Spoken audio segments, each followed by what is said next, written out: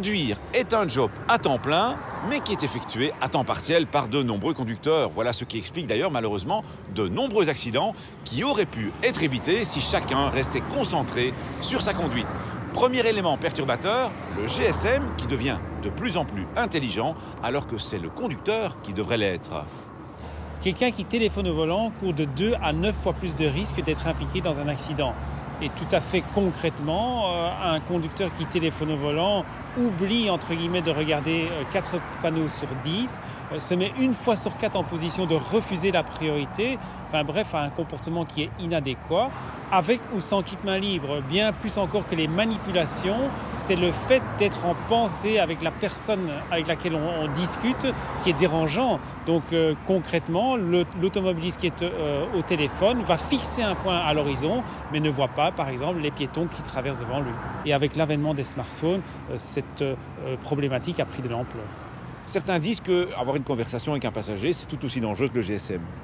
Ce n'est pas la même chose. La personne qui est dans l'habitacle, donc le passager, peut par exemple se taire lorsque vous abordez un carrefour dangereux. En revanche, lorsque vous avez une conversation téléphonique, forcément la personne avec laquelle vous conversez n'est pas là physiquement et donc elle ne peut pas voir les situations dangereuses. Le GSM est donc une source de distraction importante, mais hélas, ce n'est pas la seule. Le tableau de bord d'une voiture moderne est déjà à lui seul une bonne source de distraction.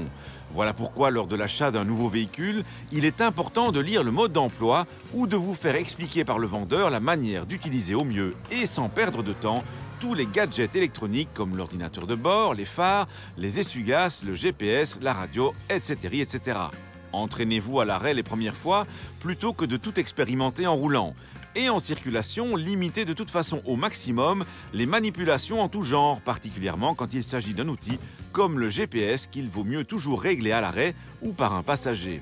À côté des distractions liées au véhicule lui-même, les conducteurs rivalisent d'imagination pour effectuer tout un tas d'activités distrayantes en conduisant, comme manger, se maquiller, voire plus grave encore, regarder un film ou lire le journal. Rappelons que toute activité qui vous empêche de maîtriser convenablement votre véhicule est punissable d'une amende minimale de 100 €. Terminons par un mot visant les piétons et cyclistes qui peuvent aussi être distraits par leur GSM, mais aussi quand ils écoutent de la musique avec un baladeur. Que vous conduisiez ou que vous soyez piéton, la route pourra vite devenir dangereuse pour vous si vous n'êtes pas attentif et concentré lorsque vous circulez. Laissez donc vos préoccupations et occupations distrayantes de côté quand vous prenez la route, c'est une question de bon sens. À la question de la semaine dernière, il fallait répondre qu'un camion est limité à la vitesse de 90 km/h. À gagner cette semaine, 4 méthodes d'apprentissage pour le permis théorique et pratique. La question, avoir d'autres activités au volant peut être sanctionné de 50, 100 ou 150 €. Soit vous téléphonez au 0905 56 493, soit vous envoyez un SMS au 60 20 en tapant contact 1, 2 ou 3. Si vous êtes amené à croiser la route d'une course cycliste, vous devrez tout d'abord obéir aux indications qui seront données par les signaleurs en vue d'assurer la sécurité de la course. Si pour une raison ou une autre vous circulez sur l'itinéraire, vous devez impérativement vous arrêter et vous ranger immédiatement à l'approche de coureurs, qu'il y ait ou pas un policier pour vous l'ordonner. Pour vous y aider, sachez que le début et la fin de la course sont signalés par un véhicule équipé de drapeaux. Un drapeau rouge détermine le début de la course, ce qui vous oblige à vous arrêter.